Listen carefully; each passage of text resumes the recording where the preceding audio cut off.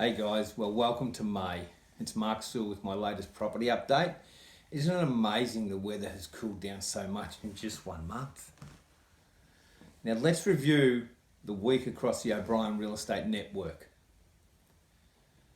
We achieved good numbers this week with 65 new sales listings and 64 properties under offer across the network.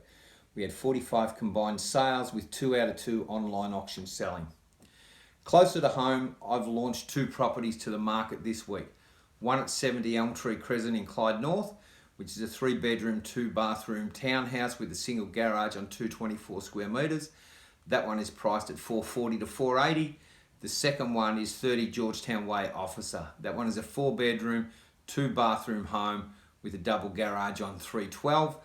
Priced at 470 to 510. Both of these are a perfect fit for first home buyers and investors and should be still snapped up pretty quickly. For some, it seems hard to digest that property values have not significantly dropped due to COVID-19, but the main downturn we are seeing is the drop in property listing volumes.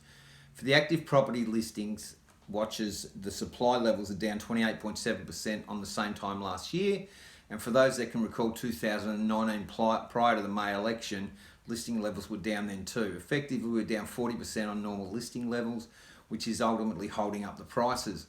We see this trend to continue. The benefits for people wanting to sell is that it's a great time to sell now. We believe once spring comes later this year, stock levels will increase and that will place pressure on pricing resilience then.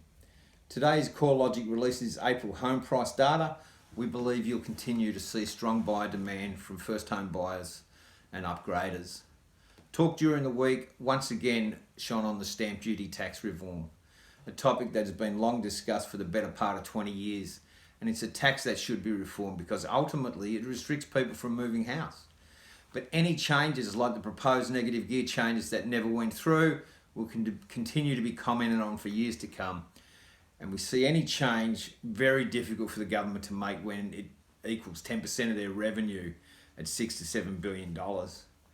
Last Thursday, the Victorian Parliament passed the new rental relief package, which provides relief in 2 ways. The first, a rent relief grant of up to $2,000 for those eligible under the strict conditions, and the second being land tax concessions, where landlords will be eligible for a 25% land tax concession.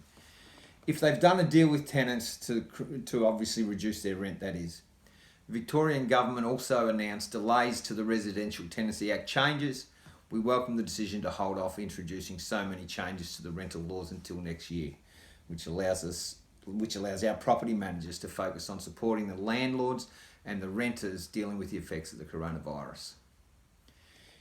In broader economic news, yesterday the annual inflation rate was announced and it was lifted from 1.8% to 2.2%, the strongest pace in 5.5 years. The main reasons for the surprising uplift was because the prices in food surged due to a number of factors, but mainly through supply shortages brought on by more and more people eating at home, panic buying, fresh fruit and vegetable lifting during the drought and bushfires. Well, that's the update for the week. Thanks for tuning in, and until next week, I'm Mark Sewell from O'Brien Real Estate Cranbourne, signing off, where real estate information is on the house. And don't forget, if you have a question or need any real estate advice, please contact me anytime. I'm only happy to help.